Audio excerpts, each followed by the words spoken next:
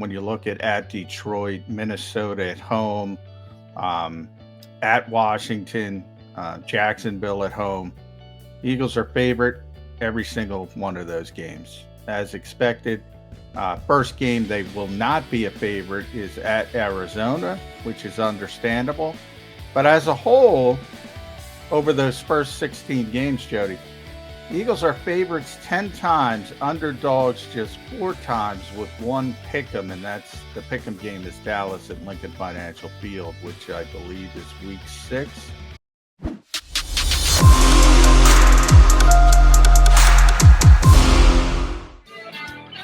And good morning, Birds fans. It is a football Friday here on Birds 365.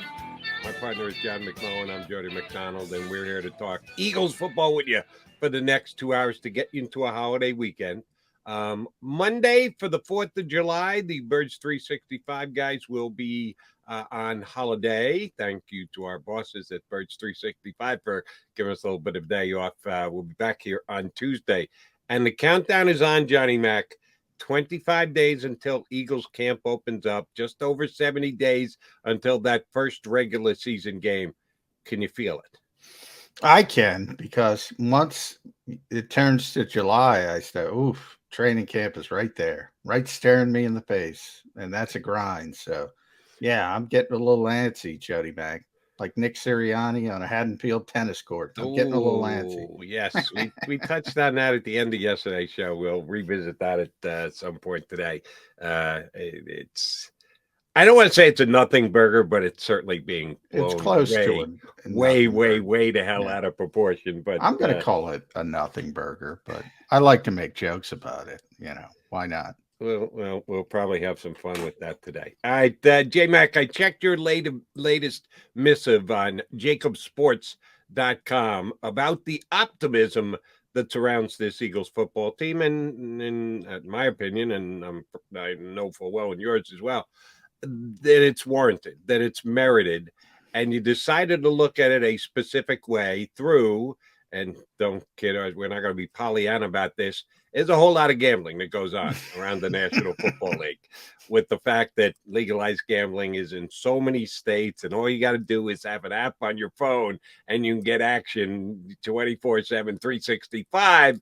So yes, there's a lot more gambling talk because there's a lot more gambling going on in the National Football League. And the Eagles are getting some pretty damn good respect across the National Football League if you look at the individual games they have scheduled to play this upcoming season. Yeah, and the particular book that sent me the information doesn't have the week 17 and 18 lines. So it's basically the first 16 games, and the Eagles are in those games, and we talked about it a lot, especially at the beginning of the season. When you look at Detroit, Minnesota at home, at Washington, Jacksonville at home, Eagles are favorite every single one of those games, as expected. First game they will not be a favorite is at Arizona, which is understandable.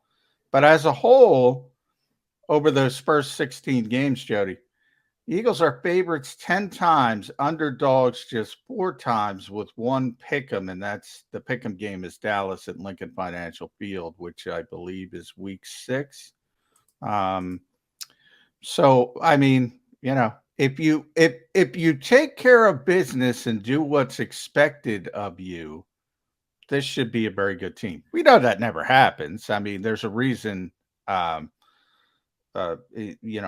Betting is difficult. It's not easy. You could just go bet the favorite every time, and you're not going to win a lot of money if you do that. But they're projected by a lot of people to be better than the majority of teams on their schedule. So, I mean, and if you think about it, if you're heading into week 17, which, oh, by the way, is New Orleans and the New York Giants, the last 2 games at home, both of them at Lincoln Financial Field. And if you're heading into those 2 games as a 10 or 11 win team, you got a chance to be 13, according to, because you're going to be favored both of those games. and I say that confidently, Jody, because even if New Orleans is good, and I know we back and forth, I don't think they're terrible. I think they're going to be a mediocre team. You probably think they're going to be a little bit better. Oh yeah. But even if they're favorite, I would say it's very unlikely if the Eagles come in with 10 or 11 wins that they're going to be a favorite in Philadelphia. Right. In Philly, the Eagles yeah. are going to be favored. That's my point. Yeah. So there's a lot of optimism even outside of Philadelphia with this team. And part of it has to do with the schedule. I mean, we talked about it. If you look at the schedule on paper, it's among the easiest schedules in the NFL. And here's the one thing that it doesn't come into consideration, the numbers that you use in a column that you wrote. And again, because gambling has risen here in this country and people are more adept at it and they understand it, even in a game where there's a spread attached to it, the book, for lack of a better word, can slant the odds. That they can make a team a 3.5 point favorite, but then also make them minus 118 instead of minus 110. So you have to add a little bit more juice on top of it. And that's why you can't just, well, bet the favorite every single time. Here's the percentage. Yeah, well, no, there's ways. You're not going to win much.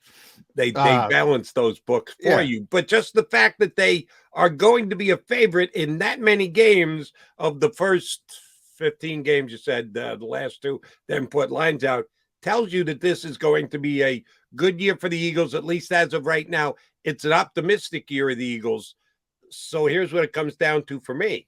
You also gave the Cowboys stance against the odds for the first 15 weeks of the season with no lines out on weeks 16 and 17 yet. They're favored 11 times. Yes. So the Eagles are 10, the Cowboys are 11. This is something we discussed yesterday with Jimmy Kempski. It's going to be a two-team race. Although I was a little surprised. Jimmy kind of likes the Commanders better than I do. A lot of people, somebody else did too. I mean, I like the Commanders better than you do, but I don't think they're going to be in the conversation with the Eagles and Cowboys. I think they're both Washington and the Giants are favored 4 times, I think. That they're better than the something. Giants. They're better than the Giants. They should be better than the Giants. Now, they have so many outside off the field things as well they have to deal with. So you never know. That can go in a really negative direction. But talent-wise, they should be better than the New York Giants. That's not saying much, I don't think, because that's one of those teams where I look at clearly that are saying by their actions, we're rebuilding this thing. We're in a rebuilding mode. Washington is at least trying to go forward, and you could argue maybe they shouldn't. That might be the better argument. Maybe they shouldn't. I think they're clearly a better team on paper than the New York Giants, but hey, people have them in that same realm. And I'm very much a guy who uses wagering lines and gambling lines and stuff like that in formulating opinions on both games before they're played and seasons before they're had. So you definitely had my attention yesterday with the numbers you put out there about the Eagles. And trying to draw optimism on a team before the season starts, the other way you can do so is via people's opinions before the season gets underway. And that's rankings and lists. And we go through them all the time. And John's got one working right now with his buddy Ed Kratz on Sports Illustrated. Everybody's coming up with their Birds top 25 most important players. And it means basically zero. It's not going to have an effect on the outcome of any games whatsoever. It's just for consumption for Eagles fans, for Cowboy fans in Dallas and Giant fans in New York and Chiefs fans in Kansas City. Everybody's looking at these lists and trying to compare where they fall in line as compared to other teams. It's just fun for conversation before the season starts. And then you actually start playing games and you actually have standings and you actually have wins and losses. And what someone's opinion of you before the season started was completely irrelevant. Doesn't matter. You're going to go out and decide it on the field, which is the way it's supposed to be. But I do want to look at one list as far as optimism goes for the Eagles. Pro Football Focus, which we lean on a lot here on Birds 365. Ben Lindsay, one of their lead writers, ranked all teams' rosters in the National Football League. and he had the Philadelphia Eagles as the 7th best roster in the NFL. JM, that's pretty high. He Yeah. had him ahead of the Super Bowl AFC representative, the Cincinnati Bengals, a better roster than the Super Bowl champions from just 2 years previous, Kansas City Chiefs. That's pretty high praise when you've got teams that went deeper in the playoffs than the Eagles did last year. I get it. Tyreek Hill is now in Miami, and that's a swing position, and A.J. Brown is here in New York. Should the Eagles be rated ahead of the Chiefs and the Bengals? I know it's AFC, NFC, so we think it's kind of apples and oranges, but there's 32 teams in the National Football League, and you can rank them. Are the Eagles the 7th best roster in the NFL right now? You know, I would have to dive a little bit deeper into it. I mean, when we had talked about that, you know, how talented is this team recently, and I remember saying I think they're in top 10ish. I think they're in that equation. So when you start to get into number 7, number 8, number 9, I don't know. You know, my assumption from understanding Pro Football Talk is they're going pretty deep into it. And what I would say is all positions are not created equally. And, you know, I'm doing it with my top 25 Eagles. Like, as we continue going down this, my top 25 Eagle is not the most impactful Eagle, which is what Dave Zangaro and the NBC Sports Philadelphia people are doing. The most impactful Eagles, which is different from just the best pure football players. The Eagles from 2 to 53 are pretty stinking good. I mean, when you compare them to every other team in this league, but let's be honest, it's more impactful. And even if you want to take the quarterback off the table, we talked a little bit with Jimmy Kempski about this. The Cowboys are really top heavy.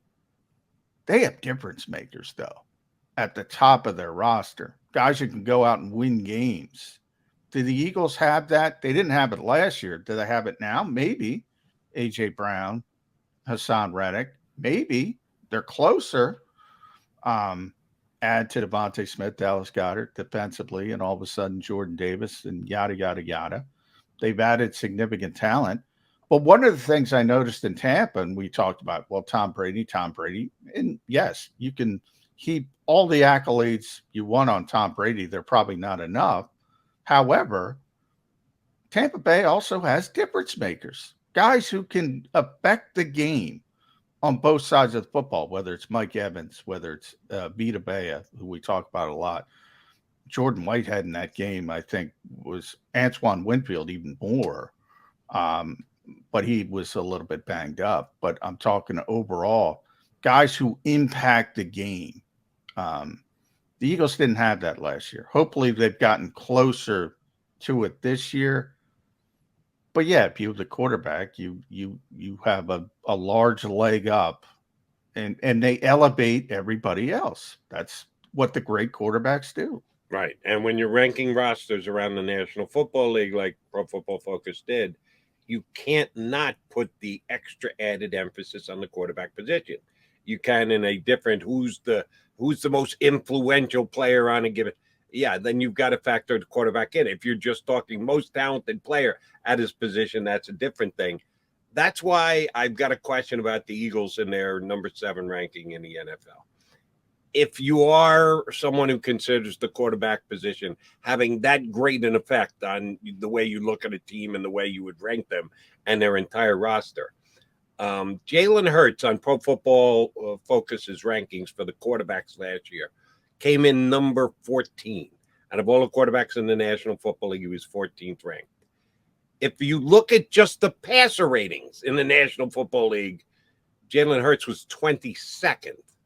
So on a passer rating, which is a statistical crunching of the numbers, he's in the bottom half of the league. On the Pro Football Focus rating, he's in the top half of the league. He moves up from 22 to 14. That's a pretty damn big leap, John. So there's got to be a reason behind why he's ranked 8 higher. And I think you and I both know the biggest reason for that is his ability to run the football. Yes, his impact on the game. And that's why I would value the 14 of Pro Football Focus, and that's good news for the Eagles fans over All right, but here's the 22 that was a 22 that you noticed. But yeah. here's my problem, Jody. So as you were saying this, I didn't know you're going to bring it up, but I popped it up. So I looked at what Pro Football Focus did. All right, 1 is Buffalo, Josh Allen. 2 is Tampa Bay, Tom Brady. 3 is the Chargers, Justin Herbert. 4 is the Rams, Matthew Stafford. 5 is the Packers, Aaron Rodgers. 6 is the Browns, Deshaun Watson, when he ever gets on the field, but they're counting him. 7, Jalen Hurts, Eagles. Okay, that's a sore thumb. I mean, that's a sore thumb. Are they saying 2 through 53, the Eagles are the best team in football? Are we going that far? Damn close to it, is it not? And here's the point I was trying to get to about Jalen Hurts. If he's the 22nd ranked quarterback in rating, which again is just passer rating, but if you add in all the other aspects of it, he moves up to number 14. That tells you the running game that Jalen Hurts gives you moves him up not only just a little bit, but pretty damn significantly from 22 to 14. That's a real good thing, is it not? Well, hold on, wait a minute. The Eagles want him to do less this year. So they want to take one of his needle-moving strengths, which is his ability to make plays with his legs, and let's reduce that. Let's not have that this year. Let's throw the football more. We don't want you taking off, Jalen. We don't want you rushing for 700 and change up. We don't want you rushing for as many touchdowns as you ran last year. Is this a good idea, John? Or does it have to be that way because that's the National Football League in 2022? It's more the latter of what you said. I mean, that's what the Eagles believe. You have to have an explosive passing offense to be consistently good. Consistently good. That doesn't mean you can't have seasons and spikes and build up everything perfectly around it and do it different ways. And we've seen that. But they be consistently good. The Tom Brady's length of 15, 20 years is asking for too much, but even 10, 12 years, those are the Bradys, those are the Mannings, those are the Rodgers. What do they have in common? They have consistently great explosive passing offenses. You can go about it in different ways and win in a particular season and make a long run, but you're not going to do it consistently. And I believe the Eagles are correct in that. And that's what they want, and that's what they want to get to. But Nick Sirianni, in between, angry rants at the tennis court, will realize, hey, if it's not working, it's not working. He's already proven it, and we'll go back to trying to win the football game on that particular week. So it depends. Are you looking short term or long term?